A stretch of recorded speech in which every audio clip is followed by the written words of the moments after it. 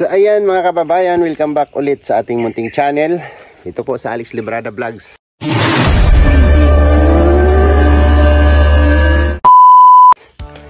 Isang mapagpalang umaga po sa ating lahat mga kababayan. At nandito tayo ngayon sa ating kagubatan, no? Nandito tayo ngayon sa ating lupain, no? Lupain ng kabundukan. So sabi nga nila, wala daw market value yung ating lupa dito, no? Sabi nila, wala daw halaga yung lupa dito. So tama naman, no? Mayroon namang nagsasabing mura ang value ng lupa dito, no? Pero para sa akin, ito ay ginto, no? Para sa akin, ito ay kayamanan, di ba? Kayamanan. So ngayong umaga ay nandito tayo, no? Dito kami natulog sa bukid sama papa at yung dalawang kapatid. So ngayong umaga po ay siyempre dalawin natin yung ating mga tinanim, no? Yung ating mga tinanim. So shout out sa mga puno. Shout out sa mga puno, mga kababayan. Yan po ay rubber tree. Yan, yung mga nagtataas ang mga puno na yan ay rubber tree. So nagpo-product na rin po yan, no? Ang nagmi-maintain ngayon dyan is yung kapatid ko. Siya yung ng rubber na yan. Kasi sabi ko, huwag nang patrabahuin si Papa, no? Mag-ano na lang siya, supervision, no? Magsusupervise na lang si Papa para sa magiging produkto dito, no? Kung magbenta sila ay bigyan lang nila si Papa, no? Basta ang gusto ko lang, huwag nang magtrabaho si Papa dito. Pwedeng gala-gala lang siya. Kung gusto niya maglinis-linis dito, pwede magtabas-tabas, pwede. Pero yung isusubsob ni Papa yung sarili niya para lang kumita dito sa lupa na to, hanggat maaari, sabi ko sa mga kapatid ko, huwag yun ang patrabahuin si Papa. Sabihan na ninyo, nabantayan na, kasi wala nang lakas si Papa, no? Hindi na siya masyado no? Hindi na bagay sa kanya yung maghanap buhay pa para sa sarili niya, no? So hanggat kaya ko suportahan ang airpat ko, bibigyan ko ng suporta, no? Sa abot ng aking makakaya. So itong aking area, no? Ito po yung bilang party ko po, no? Sa lupa na to. At naka-title po ito, no? Yung titulo nito ay natubos na natin mula sa pagkakasanla nila. So yung pinangtubos ko dito ay inutang ko pa sa bangko, no? Inutang ko pa kay BPI, no? Worth 39,000 yung credit limit ko doon, ay inabil ko siya. So nagbabayad tayo ng 6,800 plus monthly para lang matubos natin yung title nito. So sayang yung lupa, no? Sayang yung area. Napakaganda, no? Napakasarap sa mata, napakasarap nasapin, no? Pag dito ka gusto mo mag-relax, marami kang tanim, ay mawawala ang problema mo dito. Kasi dito sa lugar na to, malayo sa Marites, no? Walang mga marisol dito sa lugar na to. Tahimik. Uni ng ibon ang maririnig natin dito. Ayan, diba? Sari-saring ibon ang maririnig natin dito. Sari-saring uni ng ibon ang maririnig natin dito. So ngayong umaga, kagigising lang natin. Siyempre masilayan natin ulit yung ambience, no? Yung bagong ambience dito sa aking sa bundok ng Tralala. So tara, puntahan natin yung ating mga tanim, no? Kasi ito po ay hindi na to para sa akin siguro, no? Yung mga puno ng kahoy na tinatanim ko, hindi na to para sa akin, para na lang sa mga sumusunod sa atin, no? Para na to sa kanila. Kasi kapag nag-iwan ka ng isang alaala na makikita nila na galing sa'yo, ay magandang kwento ng buhay mo kapag nawala tayo, di ba? Lalo na sa mga anak natin, mga apo natin, no? At magisnan nila yung mga bagay na iniwan natin dito sa mundong ibabaw. Alright, so ayan, tanggalin natin itong saging. Hindi ka bagay dyan. Dahil katabi mo ang aking mangustin, no? So ito po ay last year nung nakaraang birthday pa ni Papa. So ano na to, 1 year mahigit, magto 2 years na to. Pero ganito pa rin siya, no? Tingnan nyo, pero ano na siya, nagpa-flashing na siya. Ibig sabihin, tuloy-tuloy na yan, no? Yung ating mangustin. Medyo ano lang siya kasi nakukubiran siya ng mga puno. Hindi siya makapenetrate. So galing dito ito po yung boundary. Yan, boundary papunta doon. Isang hilera pong mangustin yan. Yan, papuntang dulo-dulo, no? Dulo-dulo ng boundary. So ito po yung boundary ng lupa ko. Ayan. Isang linyang mangustin po yan. So ayan po siya, mangustin po yan, oh. Yan. At siyempre, yung mga kape dito na hindi man nila sinusunod ng harvest yung bunga, ay nahuhulog na lang yan. Yan, yung mga bunga na yan. Ang dami, oh. Isipin nyo po. Kape yan, kape. Yan, oh. Oh, kape. Yan. Pag bumili ka po ng kape powder ngayon, yung Barako is nasa 400 po ang 1 kilo. Dito po sa akin, dahil sa katamaran ng mga tao dito, nahuhulog lang siya, no? Hindi ko sila nakitang nag-harvest dito ng kape. Ito po mga kababayan, kung tsagain mo lang ito, harvestin itong mga hinog na to, tulad nito. Yan, yung hinog na yan. Tsagain mo lang yan, maiipon yan. Pira yan, no? Pira po yan. Yan po mga kape po yan, oh. Area ng kapatid ko naman yan. Ito. Tapos dito sa area ko, ayan, may isang hilera tayong, ay ilang hilera yan? 2 hilirang lansones. Ayan, lansones po yan. Ayan yung puno niya. Isang hilirang lansones. Yan, papunta doon. Ayan, lansones po yan, oh. Yan. At siyempre, yung ating hardwood na kahoy dito na ating itinanim ay nabuhay na siya. Ayan, o, nagtatalbos na siya, o. Ayan. Tinanim natin to last nung pumunta tayo nung birthday ni Papa dito. Ayan. Ito po ay napakatibay po na kahoy nito, no? Kapag lumaki ito, kahoy na to, itong puno na to, ito po ay tinatawag naming nato, no? Nato.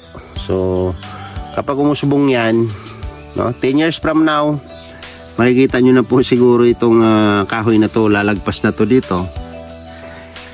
At ito po ay napakatibay na kahoy, no? Pang furniture po yan, no? Pang furniture na kahoy yan. Yan, isang hilira po yan mula rito hanggang doon. Yung tayo 5 puno na natanim dyan. Ito yung iba dito. Yung mga gabi, oh. Ito, tubo na siya, oh. Ganun lang. Simpleng pagtatanim lang. Ang punong kahoy ay napipreserve natin yung ating kalikasan, no? Ayan, oh. Diretso na yan. Pag-angat yan, kahoy na yan. Yan po ay hardwood. Matibay na kahoy, no? Yan po ay pang furniture. Mamaya ipakita ko sa inyo yung malaki niyan, no? Malaking puno niyan. Makikita nyo yan doon sa baba, no? Yan po yung nagpo-produce ng seeds, no? Yung mga bunga po niya na nalalaglag at natatangay ng hangin. At kung saan dadapo ay tutubo po yan dito, no? Tutubo po yan dito sa ating lupain, no? Ito tipulo, kala mo lang ka yan, no? Tipulo yan. At ito naman kulay red na kahoy yan. Ang tawag dyan ay bayog, no? Dami, oh. Yan, oh, bayog, dami mga similya, no? Dito ko to kinuha. At dito natin makikita yung mga tawag nito. Ayun po yung rubber, oh. Yan. Ito po yung sahod niya. Yan po siya, oh. Yan yung kanyang produkto, no?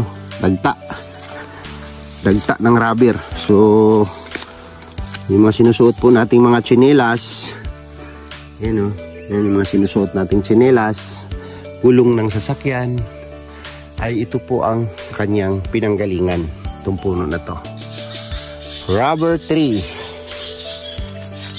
So kapatid ko po yung nagmi-maintain dito. Yan, lahat ng mga puno na yan. May mga hiwa-hiwa sa puno na yan. Yan po yung produkto ng rubber, no? Minsan umaabot ng 80 ang kilo. Yan. Yan, katulad nito, oh. Yan. Yung puno na to.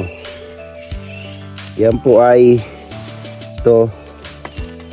Yan po ay mga mga hardwood, no? Hardwood. Ang dami dito niyan, no? Ang dami ditong mga ganyan, no? Nato. Nato tulos. Ayan o, yung aking mga kahoy dyan. So dito tayo dadaan at pinalinis ko to dito nung nakaraan pag alis namin. Ito ay bakan. Bakan. Ito, nato, oh. Palaki na siya. Di ba? Didiretso na yan. Pag lumusot yan dito sa taas, ang laki na yan. Yan po ay inaano namin yan. Kumbaga, pinipreserve namin, no? Lahat ng mga ganyang kahoy iniiwan namin dito. Kasi ano po yan, hardwood. Ito mga ganito, yan, tulad nito, oh. Ito nato yan, oh. Daming similya, oh. Diba? Gusto kong ilabas yan doon sa open area. Ito, no? Mga similya yan. Pagka hukayin mo lang yan dito, kung sa Ilonggo pa tawag sila luakin, no? Luak ba? Pero yan, pagka lumusot yan dito at hindi na natin yan kaya pag lumaki na, alagaan na lang natin, no? Para ano siya, malinis, no? Tulad nito, oh, maangat na yung bayog, oh, bayog. Yan, kulay red po ito na kahoy, no? Medyo matibay rin po yan na kahoy. Maganda rin po yan, klase ng kahoy, no? So kailangan kasi nito, yan, ipopruning natin. Tanggalin natin yung kanyang mga sanga-sanga. Ganyan. Tapos linisin natin yung puno.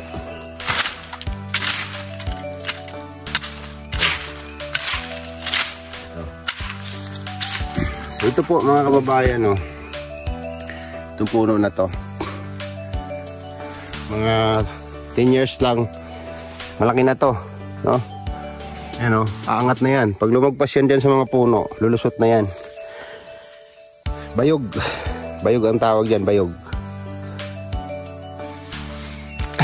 Ay, nakakamiss yung ating kagubatan, no? So medyo nakakailang dito pumasok kasi siyempre habitat po ito ng mga ahas, no? Tinalam kung saan nakatira yan, katulad ng mga ahas na tawag nito, tinatawag nilang amamilay. Tapos yung banakon na sinasabi nila mga kalingap, mga kababayan, no? Yung banakon na sinasabi nila, yun po yung sinasabing king cobra, no?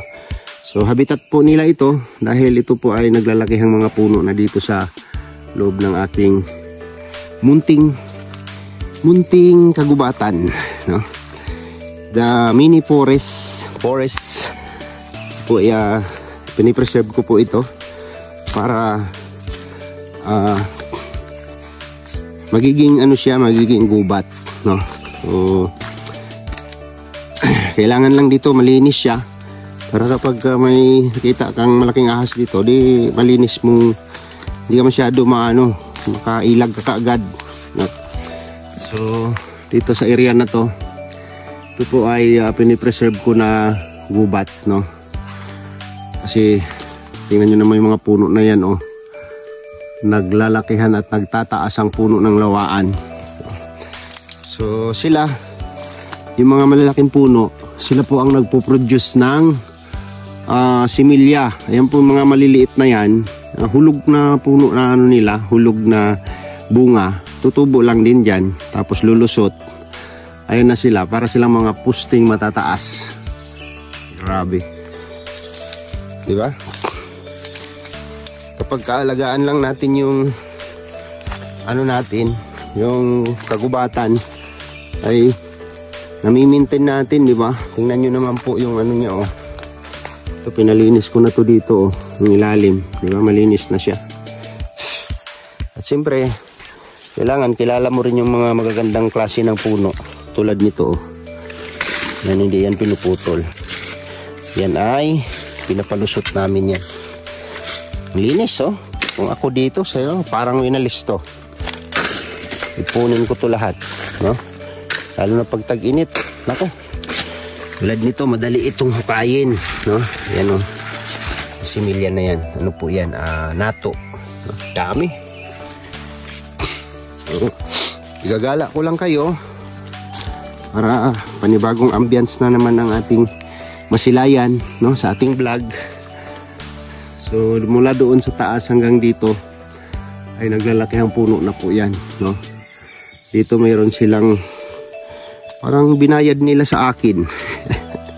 Binayad nila sa akin na ano, na pinagpuputol nilang mga kahoy. Ayan, nagtanim si Papa ng mahogani. Ayan, oh. Mahogani yan. Yan. At ito, mga kababayan, no? Sa mga pamilyar nitong puno na to, ito po ay tubli, no? Yung ugat po niyan ay lason po sa isda, no? Nilalason namin sa isda yung ugat niyan. Tubli. Pukpukin mo yan. Durugin mo siya sa tubig. So yung ating mga durian dito ay naglulusutan na rin, no? Ayan, malaking puno ng durian yan. Nakatikim na rin kami sa bunga niyan. Sa ngayon wala pa, no? Hindi pa tagbunga ngayon. So mula doon sa taas hanggang dito sa baba, no? Yan po ay gubat na, no? Ano na siya, forest na talaga siya. Forest of the poor. Yan. Pinaglinis namin dito nung nakaraan. Ayan, oh. Tumubo na naman yung damo. Ilang buwan lang. So ngayon, oh, ang daming gabing tumubo, oh. Gabi. Yan, mamaya ipapakita ko sa inyo kung paano yan mapakinabangan. Hindi po yan nagugulay ang kanyang katawan. Yan, oh, grabe mga puno. Ayun, no, explain ko sa inyo. Yung mga pinakita ko sa inyong maliliit, ayun na po siya, oh. Yan, yung puno na yan. Oh. Yan na siya. Yan na yung sinasabi ko sa inyong nato, no? Produce, ano, hardwood, no? Kulay pula po na kahoy yan. Red na red ang ano niyan. Ayan na yung puno niya, oh. Para na siyang galon. Galon kalaki, 1 galon. Ayan yung nato. Mamaya punta tayo doon sa pinakamalaking puno niya. Yung pinaka nagpo-produce ng tawag nito? Similya, no? Ito. Dito ang aking Gemelina. Ayan. Ayan, oh. Tinusok ko lang yan dyan. Para na siyang ano, braso pagka ano, kasi mabilis po lumusot pag Gemelina, no? Ayan, oh. Tinanim ko yan dyan. Kasi doon hindi na tayo makapag ano ng tanim sa ilalim kasi puro puno na ng kahoy na malalaki yan dyan. Lalakihang mga puno na yan. Ito, durian. Oh, ha? Durian. So sari-saring prutas na po yung natanim natin dito. Ayan, mga prutas. Durian. Durian yan, oh, durian. Ayan. Ito, puno ng durian yan. Namumunga na yan. Wala pa siyang bunga ngayon. Hindi pa tagbunga, no? Dito naman, mahogani, no? Ayan, mahogani. Lalaki na rin, no? Pero hindi ko gagalawin yan.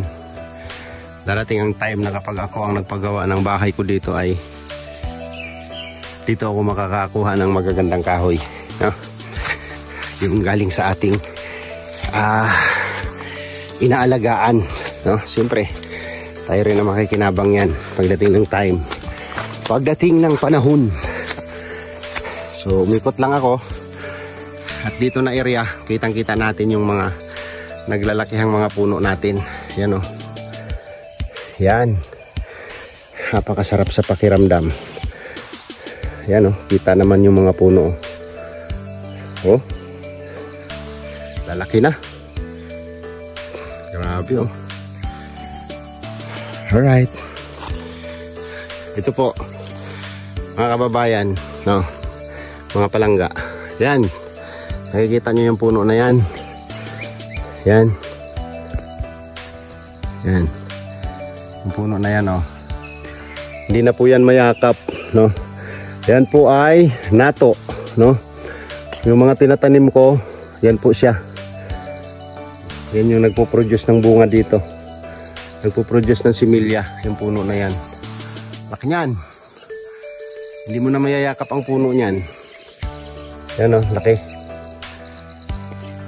Yan ang nagpo-produce ng similya. Kaya sabi ko, wag mo lang galawin. Kasi hindi pa pwede, no? Po-produce pa siya ng similya. So lahat ng natatangay ng hangin dito sa area na to, yan tumutubo yan. At yun ay inaalagaan namin ngayon. Mga puno ng matitigas na kahoy, no? Ito nilinis na nila oh. Sabi ni tata, taniman nila. Hindi nila nataniman sa sobrang busy, no? At mayroon na rin negosyo si Brad Tata. Ayun oh, Dorian oh. Dorian.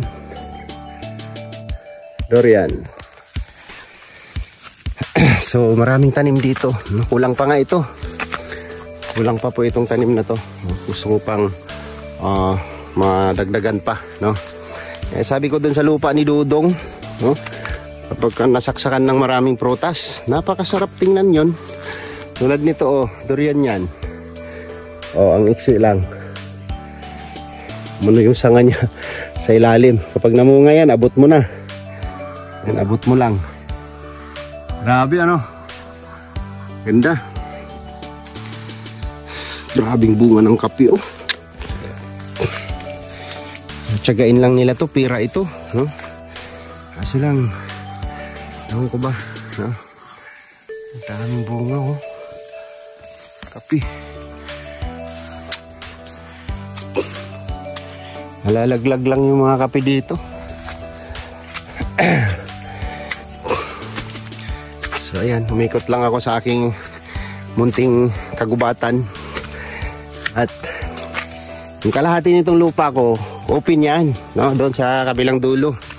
Doon sa kabila, open po yan. Ginala ko lang kayo sa vlog na to para naman maiba naman yung inyong napapanood, no?